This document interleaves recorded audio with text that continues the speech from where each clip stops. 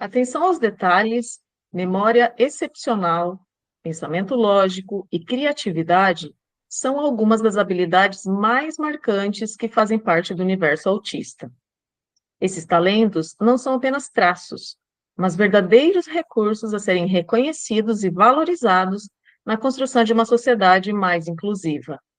A capacidade de se concentrar intensamente, a honestidade, a integridade nas interações sociais e a perspectiva única que trazemos são elementos que, através de nós, podem transformar o mundo. No episódio de hoje, vamos refletir juntos sobre isso.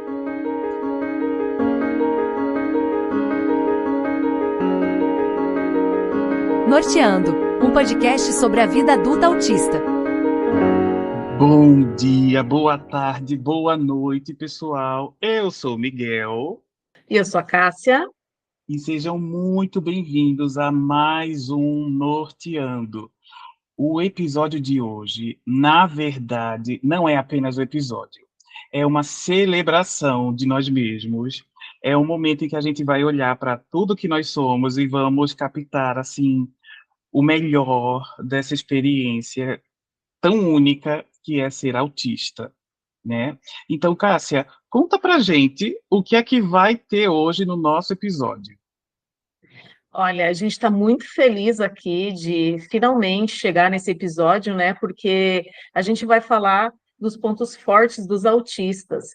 E existe realmente uma tendência de as pessoas ignorarem os talentos dos autistas. Se fala das dificuldades, das limitações, que a gente sabe que existem, que são importantes, mas muitas vezes se deixam os talentos de lado. E a gente acha importante, acha fundamental falarmos sobre isso.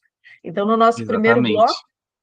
a gente vai ter uma conversa inicial sobre alguns pontos fortes dos autistas, aí depois vamos para o quadro Mitos e Verdades, depois temos o segundo bloco e finalizamos com o quadro Dicas e Recursos. O primeiro ponto que a gente escolheu para trazer é a questão do hiperfoco e atenção aos detalhes. Principalmente porque esses são os carros-chefes basilares do autismo. Assim, no senso comum, as primeiras características em que as pessoas pensam quando pensam em autismo é hiperfoco, essa hiperatenção aos detalhes. E a gente queria começar falando um pouquinho sobre como é que é isso, né? Para a gente não ficar tão enciclopédico, tão pensando em coisas e verbetes, como se a gente estivesse dentro de um livro. A ideia é a gente pensar em tentar a- apresentar essa experiência de dentro para fora. É importante deixar claro que o hiperfoco não é uma questão exclusivamente dos autistas. Pessoas com TDAH também apresentam e algumas outras condições. Mas eu observo no autismo que o hiperfoco ele se mostra de forma muito mais, não sei se é interessante em relação a outras coisas, mas ela é muito específica. Eu tenho TDAH como comorbidade, Cássia também tem TDAH como comorbidade, e eu não sei se é contigo a mesma coisa, tá, Cássia?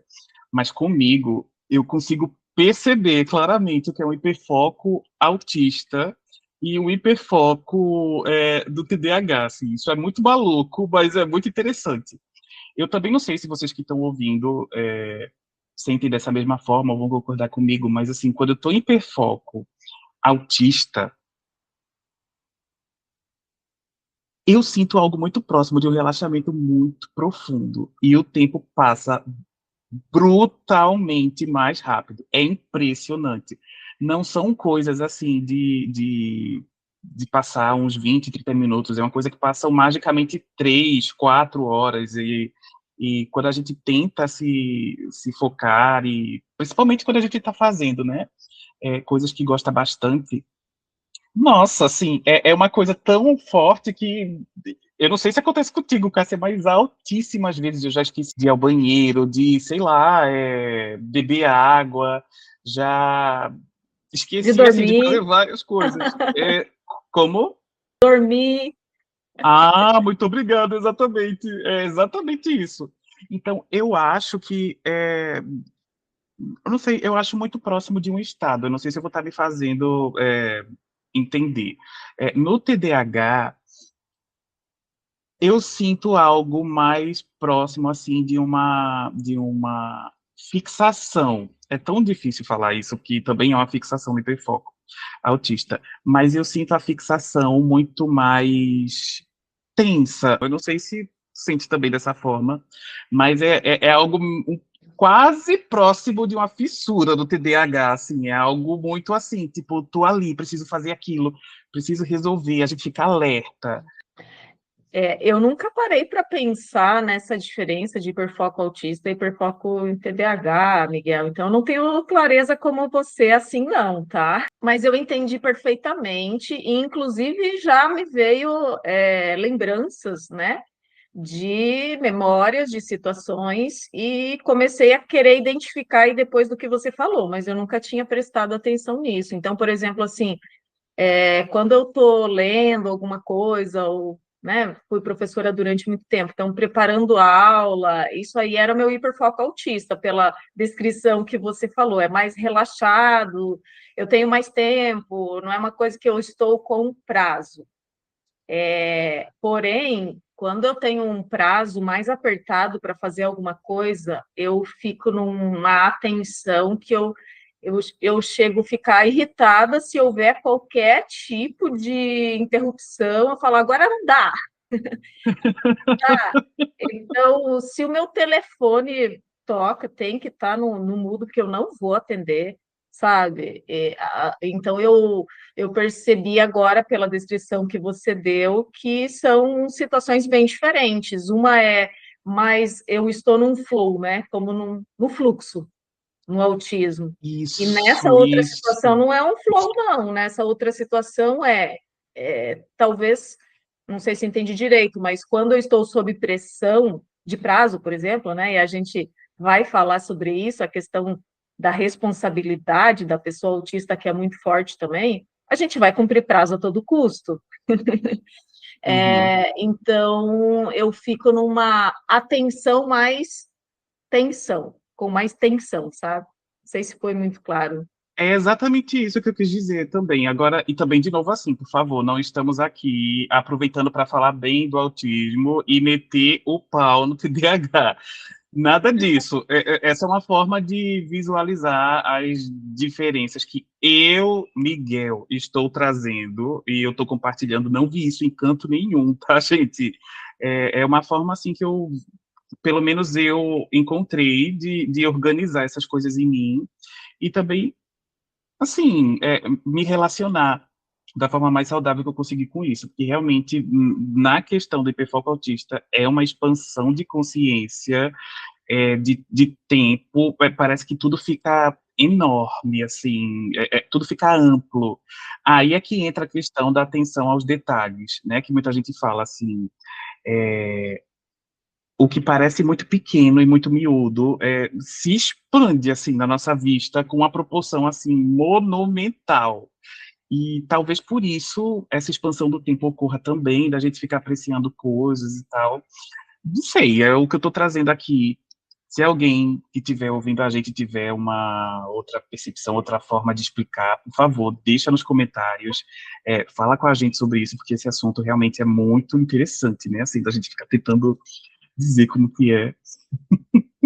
Exatamente, né, Miguel? E lembrando, gente, que a gente não é psicólogo, a gente não é especialista em autismo, a gente é autista. Então, a gente está aqui como dois Exatamente. amigos, né? Como dois amigos, num bate-papo, numa conversa reflexiva, tentando de alguma forma compartilhar com vocês um pouco das nossas inquietações. Eu acho que é isso, né, Miguel? Exatamente. É um pouco da nossa autistice. Eu ouvi esse termo, achei ótimo. Nossa autistice compartilhada. Um ponto forte também das pessoas autistas, que a gente vai discutir aqui, é a questão da honestidade, a questão da lealdade, confiabilidade, mas é importante lembrar que não é porque a gente está falando dessas características que todas as pessoas autistas vão ter essas características, tá, gente? Uhum. Lembra que é um espectro, lembra que as pessoas são diferentes, porque aí você pode estar ouvindo e falando assim, mas eu conheço uma pessoa autista que mente. Sim, a gente também, né, Miguel? Conhecemos, sim.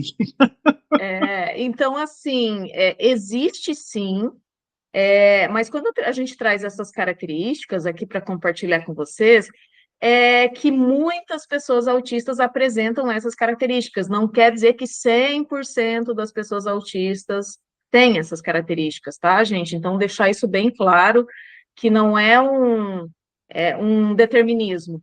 Nasceu autista, então vai ser honesto e confiável. Não necessariamente.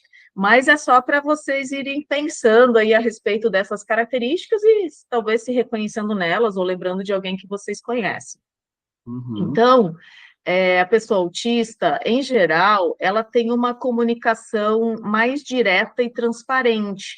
Ela fica fazendo muito rodeio na comunicação. E isso pode ajudar a eliminar mal-entendidos, ambiguidades, porque ela vai falar de forma clara, em geral, tá?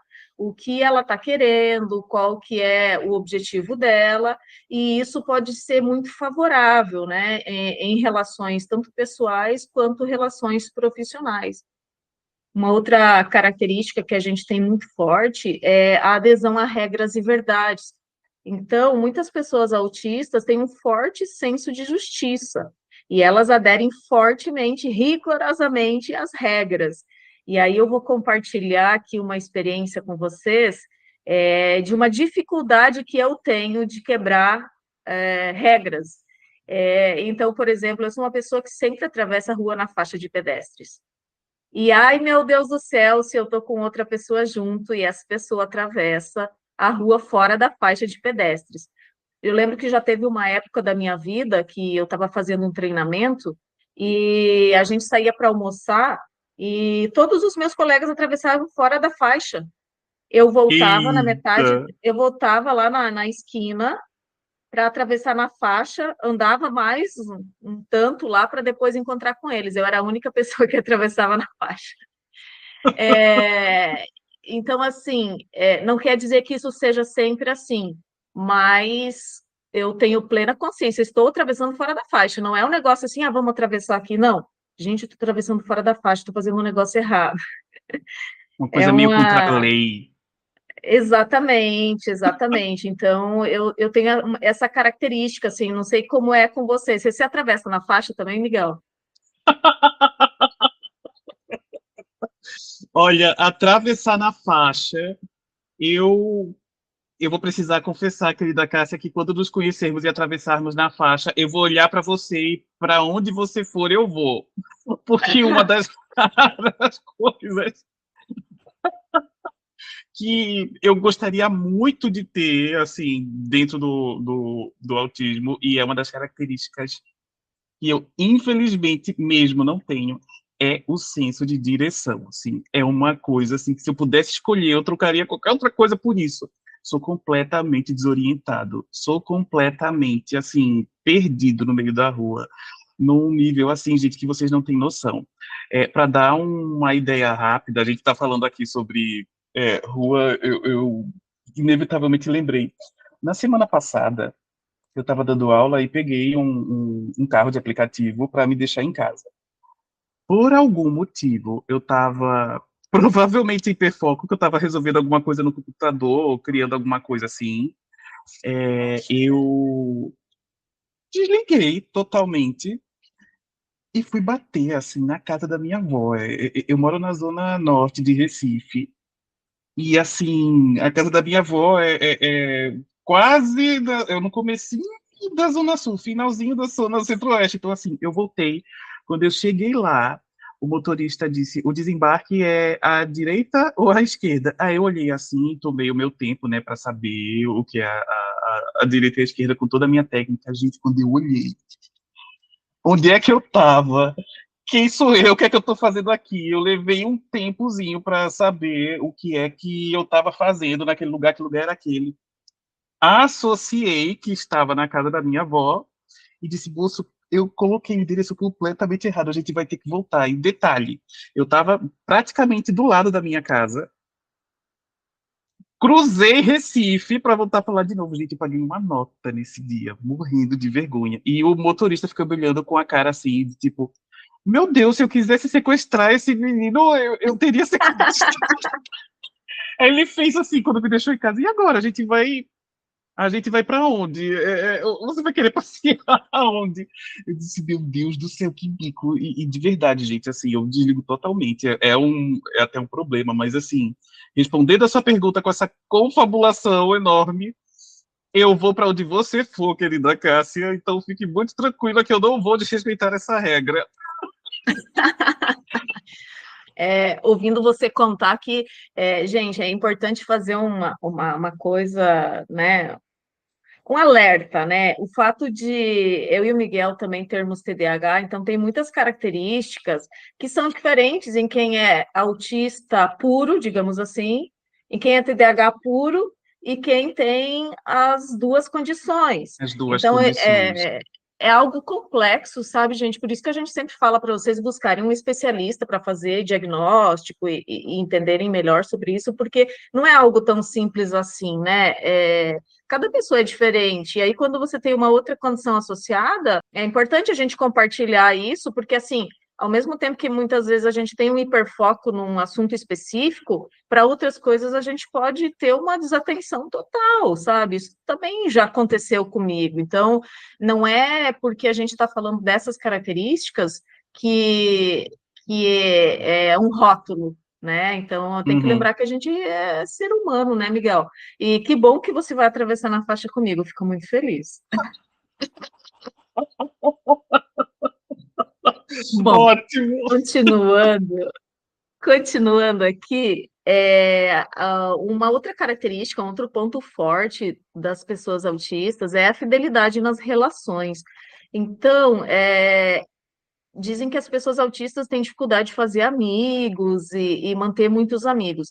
Na verdade, eu percebo assim, sabe, Miguel, que quando uma pessoa autista ela faz uma amizade, uma relação, ela tende a formar laços que são mais profundos e mais duradouros do que as pessoas neurotípicas, porque ela não vai fazer um laço com todas as pessoas, ela vai fazer laços com pessoas que têm principalmente valores muito parecidos ou rotinas parecidas. E eu percebo assim que, pelo menos as pessoas autistas que eu conheço, elas são mais tendentes a ter essas relações, esses laços profundos. Então, eu não sei para você como é que é essa tua percepção, mas eu percebo desse jeito. Olha, eu percebo da mesma forma que você. E ainda trago um ponto para endossar isso que eu reflito muito, sabe? Hoje a gente está numa sociedade, do nada, vou filosofar aqui agora, lá vamos nós. Hoje a gente está numa sociedade que ela está investindo muito em relações líquidas. As pessoas cada vez são menos de verdade umas para as outras, né? E isso para tudo que a gente puder imaginar. A gente está trazendo aqui nessas relações de fraternidade, de amizade e tal, mas é para tudo, né? Principalmente relações amorosas e tal, tá tudo muito líquido. E eu gosto de dizer mesmo, de declarar que eu sou assim, propositalmente assim. Eu sei que eu sou autista, que isso já vem, vamos dizer assim, de fábrica, mas eu endosso isso com consciência, essa questão de ter, de ser de verdade numa relação. Porque se a gente está numa relação em que a gente não pode ser quem a gente é, ou que a gente se sente ceifado para ser quem a gente é, isso não é uma relação. E quando eu falo, assim, de trocar, quando eu falo de se relacionar, eu não estou dizendo de dar somente melhor. A gente tem uma banda podre também, a gente tem uma dificuldade que está na relação, isso é inerente a gente. O outro também vai ter, e claro que nesse traquejo, claro, de forma responsável e nem um pouco agressivo, violenta, por favor, mas a gente tem que conviver com isso, porque a gente é a gente o tempo todo, para onde a gente vai, a gente se leva. Então, essa questão de ficar, assim, é, nessa coisa líquida, né? Nessa relação, assim, rasa com o outro, flutuante, que você mostra nuances de você. Isso é uma coisa, assim, que eu, assim, abomino demais. Eu não consigo. É como se eu não tivesse vendo uma pessoa inteira. Eu fico vendo fragmentos. As pessoas que se relacionam comigo, boa parte sabe disso, ou sente, ou percebe. Mas eu tenho a sorte de sim ter relações longas, da mesma forma com que você tem, e também tenho essas questões assim de ter umas pessoas que eu deliberadamente escolho não ter. E eu tenho uma coisa verborrágica também sobre isso, que eu já notei. Eu preciso dizer para a pessoa que eu não quero ter uma relação com ela. Isso é uma coisa muito. Eu já disse assim algumas vezes. Eu não quero ter uma relação com você, porque você simplesmente não presta, eu não quero ter contato. E eu sei que eu não sou ninguém para julgar ninguém, mas é uma coisa assim muito forte. Eu digo assim, eu deixo muito claro para a pessoa, eu não consigo enrolar. Isso endossa, Miguel, o que a gente falou lá, comunicação direta e transparente, né? Eu vejo assim, sabe, essa questão. Eu nunca tinha ouvido essa expressão relações líquidas. Inclusive, meu cérebro deu um bug aqui, né? Porque assim, é uma relação, mas como que ela é líquida se ela mudou de estado físico? Nossa, eu fico maluco aqui por causa da literalidade. Ai, que Imagina que eu legal! pensei em relações líquidas. Assim, ó, antigamente, os equipamentos eletrônicos, as roupas, os móveis, tudo durava mais, durava anos, 5, 10, 15, 20 anos, durava, né, a durabilidade dos produtos era muito maior. Depois, com o processo do avanço, né, da tecnologia, enfim, criou-se uma coisa chamada obsolescência programada, né? Tem até uma música do Engenheiros do Havaí que fala sobre isso, é muito chocante, que é uma certa programação para determinado equipamento se tornar obsoleto depois de 1, 2 anos de uso.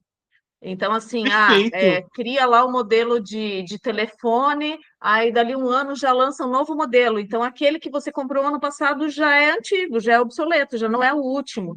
E eu percebo que isso, de certa forma, meio que transformou as nossas relações também em algo descartável. Ah, tá com problema? Ah, vai lá, larga esse e pega outro. Acaba a amizade com Uhum. essa pessoa, acaba o relacionamento com essa pessoa, vamos lá e bola para frente. Então, assim, eu não estou dizendo aqui que você tem que aguentar, muitas vezes, situações abusivas e, né, situações que são prejudiciais, mas eu sou muito daquela que vamos tentar consertar, sabe? Uhum. Não só o equipamento, mas ao invés de eu pegar e jogar fora e comprar outro, eu percebo que eu sou aquela pessoa, vamos tentar consertar, ver o que dá para fazer aqui, e isso também se remete às minhas relações. Então, e eu também tenho essa questão da lealdade muito forte, sabe? Porque, para mim, amigo tem que ser leal, parceiro tem que ser leal. E leal no sentido assim, eu marquei um compromisso, eu marquei um horário para conversar com você, esteja naquele horário, esteja naquele lugar, sabe? Ah, aconteceu uma situação, avisa antes, ok, mas tem pessoas que não avisam, avisam em cima da hora e esse comportamento se repete. Então, quando é algo assim bastante repetitivo, que você vê que aquilo aconteceu mais de uma vez, eu já começo, né, a entender, opa, isso não está me fazendo bem, eu não posso necessariamente contar com essa pessoa. Então, assim, a gente Uhum. tem quase como se fosse um feeling, né? Uma forma de sentir confiança em pessoas que cumprem a própria palavra, né? E por essa atenção aos detalhes, muitas vezes a gente não tem muita facilidade de prestar atenção nas expressões faciais. Isso já existem estudos científicos que comprovam. Mas pelo fato de prestar atenção aos detalhes e ter uma memória bastante excepcional, muitas vezes a gente lembra de coisas que a pessoa falou lá atrás e fala, não, mas lá atrás ela falou isso, agora ela falou aquilo. Isso é incoerente. Uhum, Então, opa, tem mentira aí no meio. uhum. Então, a gente tem essa característica de conseguir prestar atenção aos detalhes, de conseguir entender quem está sendo leal, quem não está. Quer dizer que a gente vai acertar sempre? Não. Quer dizer que a gente não vai se frustrar? Não. Mas a gente tem essa questão de ser leal com o próximo também, né? Então, se alguém marcar um compromisso com a gente, pode ter certeza que muitos de nós, né, tem esse ponto forte da lealdade, vão estar lá naquele momento. E se não puder estar, elas vão avisar, elas vão comunicar, sabe? Eu acho que isso é um ponto muito positivo para você ter parcerias, né? Não só na vida pessoal, quanto na vida profissional, né? Mitos e verdades. Todo autista tem deficiência intelectual. E aí, você que está nos ouvindo, você acha que isso é um mito ou é uma verdade? Gente, claramente é um mito, né? Embora algumas pessoas com autismo possam ter deficiência intelectual, isso não é uma característica universal do espectro autista. O autismo é uma condição neurodiversa e os indivíduos podem apresentar uma ampla gama de habilidades cognitivas. Então, falando nisso, a gente tem a variabilidade não só nos níveis de suporte, mas também nos níveis de traquejo mesmo cognitivo. A crença de que todo autista tem deficiência intelectual pode levar à estigmatização e à subestimação de capacidade das pessoas autistas. Cada pessoa é única, com suas próprias capacidades, desafios e potenciais. Bom, gente, estamos entrando agora no nosso segundo bloco e vamos falar aí um pouco da questão de superação de desafios, de persistência, de determinação, de resiliência da pessoa autista, que são pontos fortes de muitas pessoas autistas. Então, quando a gente para pensar no conceito da palavra resiliência, a palavra resiliência ela veio de origem lá da física, né? Então, ela está relacionada à capacidade que um material tem de, após sofrer uma deformação, de voltar ao seu estado original. E quando a gente leva isso para a área comportamental, a resiliência é exatamente isso. Quando você sofre uma adversidade, uma situação difícil, você se deforma momentaneamente, mas você consegue voltar ao seu estado original, de equilíbrio, natural. Até o Miguel, a gente estava conversando antes, né? Ele deu um exemplo de uma borrachinha elástica, aquela que a gente usava, né? Amarrar dinheiro, colocar no cabelo, Ah, essas ainda coisas. usa, né, gente? Pelo amor de Deus, não estamos tão defasados assim, por favor. É que a maioria das pessoas usa cartão, né? Mas antigamente, assim, eu me lembro quando eu era criança, eu ia no banco direto para o meu pai, e assim, o dinheiro não valia nada, então era um monte de papel que você levava lá e sempre amarrava na borrachinha, né? Para Exatamente, você. nossa.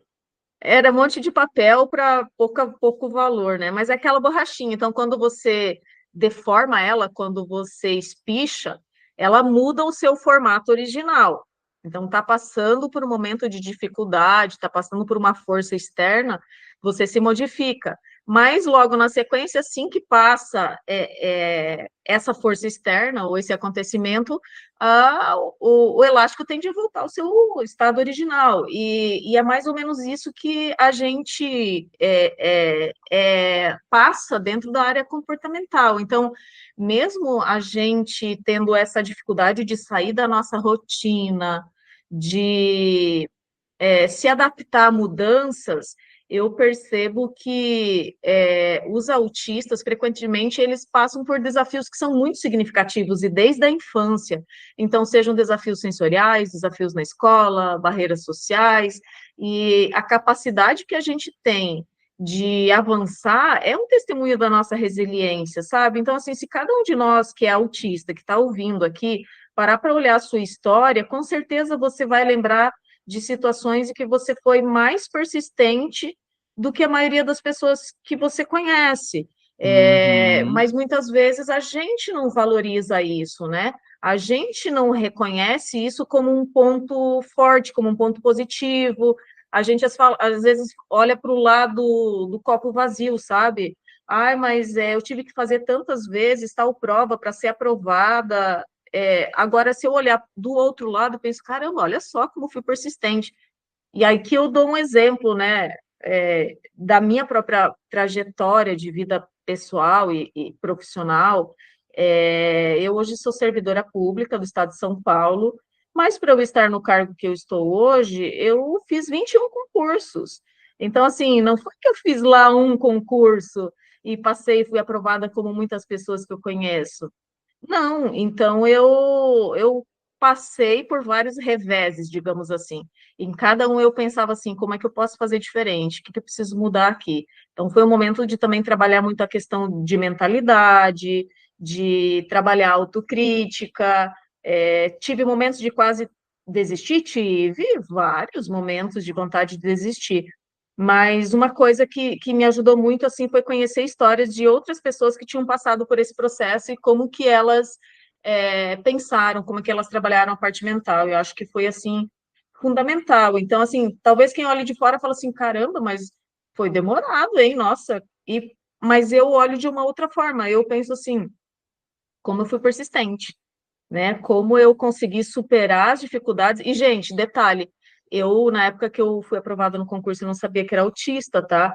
Então, eu não fiz não concorri às vagas específicas para PCD. Eu concorri às vagas gerais, tá? Então, não sabia disso. Talvez O se que soubesse, acrescenta seria uma dificuldade diferente. maior ainda, né?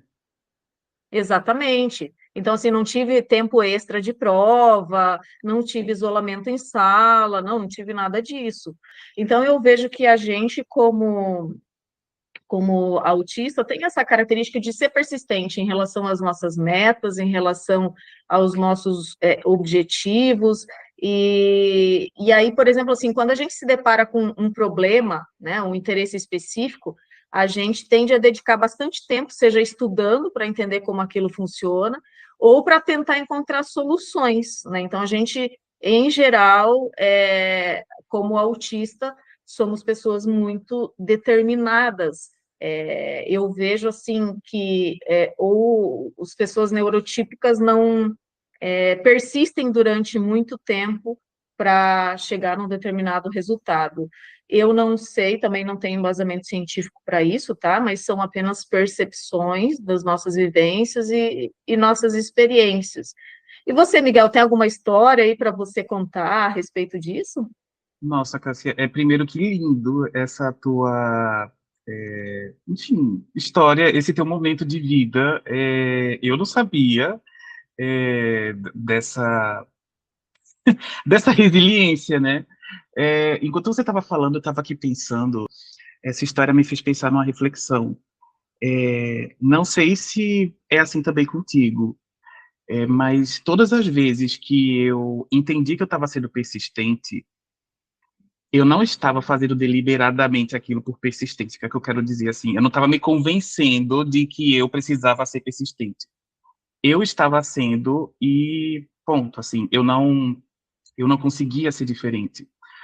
Trazendo para minha realidade também para minha própria vivência, eu fui uma pessoa que tive muitas dificuldades como pianista, né? Também comecei sendo pianista sem saber que eu era conscientemente autista, então tive todas as questões assim que se possa imaginar em termos de dificuldade, de errar, de atrasos e de formação, essas coisas assim, o que me fez trazer o meu olhar bem voltado para a inclusão como professor, mas, além disso, eu também tive questões sociais, né? Eu vim de uma família que sempre me apoiou muito, disse que pôde, mas não tinha a menor condição de me dar um piano no momento, eu precisei comprar meu piano sozinho. E até o segundo ano da universidade, eu fiz exatamente para piano, não ia conseguir pensar em fazer outra coisa. Eu não tinha piano em casa, então, assim, todos os santos dias eu tinha que ir para a universidade, ficar esperando numa sala para conseguir estudar, para conseguir dar conta do meu repertório. Se alguém é da área de música sabe que isso é praticamente um crime. A gente chega na universidade dizendo que a gente tem que viver para a música, tocar 8 horas por dia praticando, e eu não tinha como fazer isso. Mas eu simplesmente não conseguia não ser músico, eu não conseguia não. Eu não conseguia sair desse caminho. Não era uma questão de persistência, não sei nem se eu vou usar a palavra correta, mas era uma questão de capacidade minha mesmo, não tinha como ser diferente. Então, não sei se tu percebe dessa forma, e até uma pergunta mesmo para te fazer ao longo dessa tua experiência com concursos. é, Você acha que a sua persistência, que claramente é persistência, você acha que ela foi algo autoprovocado, tipo assim, não, eu preciso ser persistente, ou foi algo assim, como eu estou tentando explicar, de assim, você não ia conseguir, você não ia sossegar até fazer. Não era uma questão de se você ia fazer ou não. A questão é quando é que você vai conseguir realizar isso.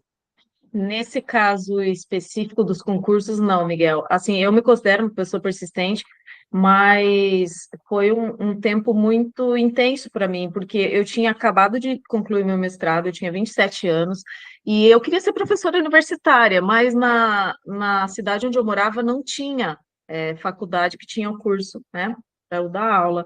Então, eu me vi desempregada aos 27 anos, com título de mestrado, com conhecimento, e então entrei num processo de frustração profissional muito grande. E eu acho que essa frustração me serviu de energia, de motivação, sabe? Então, eu sim fiquei com esse pensamento do não é se eu vou ser aprovado, mas é quando eu vou ser aprovado, mas eu trabalhei muito a minha mentalidade, porque, veja, eu já contei em episódios anteriores da minha trajetória na escola, que eu sempre tirava boas notas. Então, qual foi a dificuldade, qual foi o problema relacionado à aprovação em concursos? Olhando para trás agora, eu percebo que a minha questão emocional pegava demais. Eu ficava extremamente ansiosa, eu me cobrava, porque eu pensava assim, gente, mas eu já tenho 27 anos, eu já fiz um mestrado, eu não estou conseguindo me sustentar. Então, vinha assim uma questão de eu já deveria estar em tal situação, já deveria estar estabilizado. Então, tinha muito essa questão, e aí, por exemplo, eu estudava demais, estudava bastante, mas chegava na hora do concurso e tinha branco, pelo meu estado de nervosismo. E aí eu falei, não, eu vou fazer até conseguir. Então eu fui estudar profundamente processos de aprendizagem, de memorização, de entender o que que era o branco. E até uma coisa bem interessante de colocar aqui, porque eu achei uma descoberta bem legal, que a gente, quando tem um branco na hora de uma prova, não é que o conhecimento sumiu de lá, não. O conhecimento está lá, só que pelo seu estado emocional de muita intensidade, a gente produz muito cortisol, né, hormônios do estresse, e a gente não consegue acessar esse conhecimento. Tanto que acontece muitas vezes de você sair da sala com a prova, entregar a prova e falar, ah, não sei mesmo, e aí passa 5, 10 minutos e você lembra tudo. Quer dizer, o conhecimento estava lá, só que você não conseguia ter acesso a isso. Então, nesse tempo, eu entrei num processo de desenvolvimento pessoal muito grande, porque eu sentia que estava fazendo falta. Então, eu fui tentar entender como é que podia me sentir mais relaxada. Aí, eu entendi que eu precisava pedir para ir no banheiro, para respirar, para lavar o meu rosto, sabe? Para mudar o meu estado de concentração.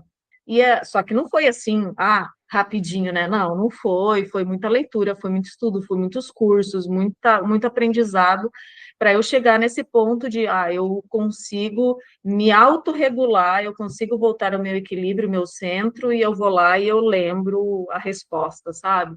Então, foi um processo de desenvolvimento bem consciente. Vamos falar de algo que a Cássia usou muito para passar no concurso. Nós vamos falar de pensamento original e criatividade, que é um dos pontos, assim, mais brilhantes, talvez, do autismo, né? A ausência de conformidade com esses padrões convencionais de pensamento pode resultar em abordagens originais e soluções inovadoras para problemas que outras pessoas podem não estar pensando, né? A gente despreza muito esse nosso pensar fora da caixinha, né? Sobre isso, muitos artistas se destacam em campos criativos, como artes visuais, música, escrita e design, graças à sua capacidade de realmente pensar fora do status quo, né? A neurodiversidade autista muitas vezes inclui pensamento não linear e associações livres, que são fundamentais para a inovação e criatividade. E o hiperfoco, aquilo que a gente estava falando tanto no começo, que a gente começou iniciando o nosso debate, ele permite o mergulho profundo em áreas de interesse, levando ao desenvolvimento de habilidades altamente especializadas e criativas.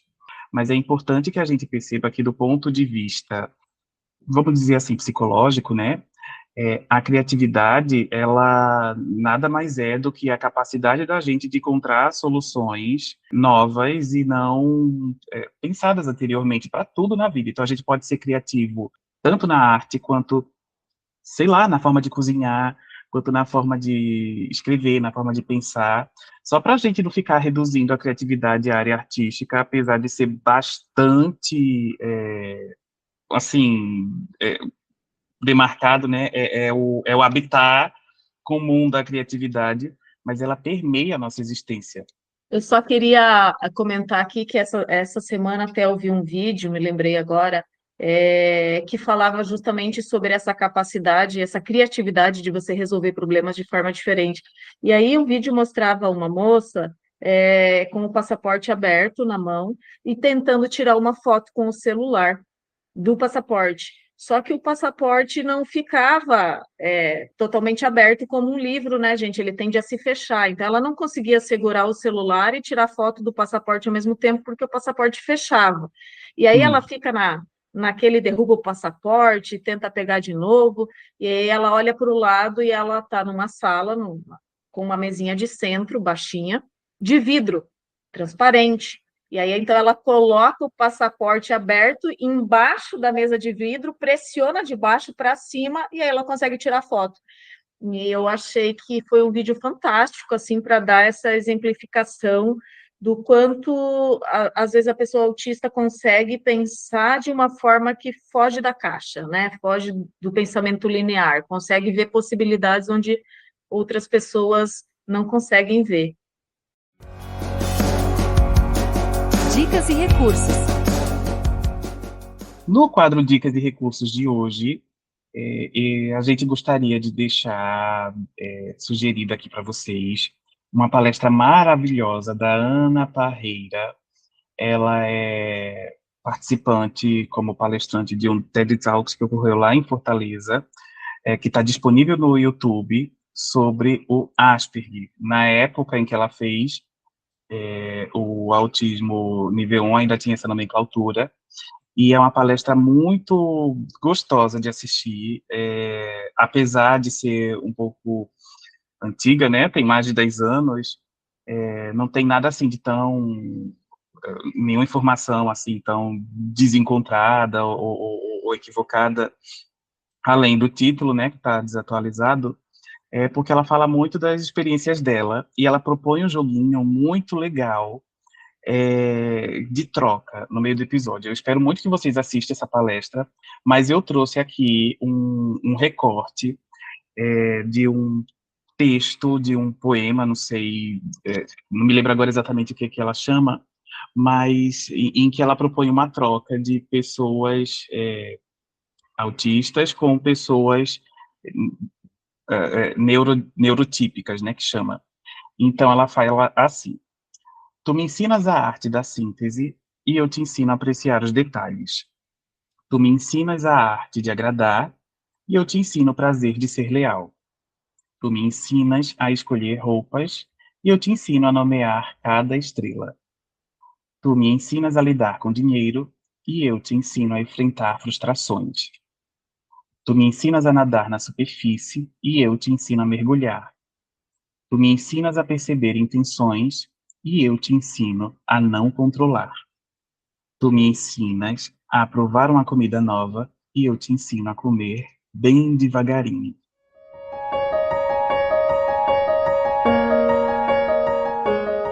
Bom, no episódio de hoje do Norteando, a gente celebrou os pontos fortes dos autistas, como hiperfoco, atenção aos detalhes, honestidade, lealdade, pensamento original, criatividade e resiliência. Este episódio destaca as qualidades únicas que os autistas trazem para suas comunidades e ambientes. Tudo isso que a gente refletiu, tudo isso que a gente falou e compartilhou das nossas histórias. Espero que possa ter contribuído de alguma forma para você também analisar a sua própria vida e perceber o quanto você tem de pontos fortes, o quanto você deve celebrar esses pontos fortes e se sentir orgulhoso disso, porque a gente não é só uma caixinha de defeitos, a gente não é só uma caixinha de limitações, a gente é também uma caixinha cheia de pontos fortes e a gente precisa valorizar isso, porque isso nos faz ser inteiros, isso nos faz brilhar, isso nos faz crescer, e a gente tem sim essa possibilidade. Então, quero muito deixar essa recomendação para você, se for necessário, ouvir de novo, né, esse podcast, para que você possa realmente reconhecer em você, ver que você é um ser humano apenas diferente, mas que tem muitos pontos fortes, assim, a serem explorados. Exatamente, Cássia. É brilhante essa tua colocação, é sublinhar isso. E eu acho que, chegando no momento da nossa reflexão do dia, a gente não poderia ter escolhido algo melhor para coroar esse momento. Essa reflexão vem pelos pensamentos da Kátia Mello, do Instagram, @essencialmentehumana, e ela diz o seguinte: tem que ter muita coragem para ser de verdade e falar o que sente. A maioria das pessoas só encena. Dessa forma, eu faço as palavras de Cássia e da Kátia Mello, as minhas também, e reforçando essa questão da necessidade da gente abraçar quem a gente é e parar com essa mania de hierarquizar as coisas. Não existem seres humanos melhores ou piores, existem seres humanos diferentes. Está todo mundo aqui vivendo essa experiência que é ser humano, da sua forma, enfrentando os desafios que só quem está passando sabe, e apreciando os pontos positivos de ser quem se é. E é isso. Desejo para vocês uma ótima semana e até o nosso próximo programa. E lembre de seguir a gente nas redes sociais, entrar em contato, enviar suas perguntas, sugestões, dúvidas. Lá no Instagram você acha a gente no @norteando_se, no YouTube também e no TikTok também. Deixa o seu comentário, conversa com a gente, conta a sua história, a gente vai adorar conhecer. Fica ligado aí no próximo episódio. Um abraço e até mais. Tchau, tchau, gente.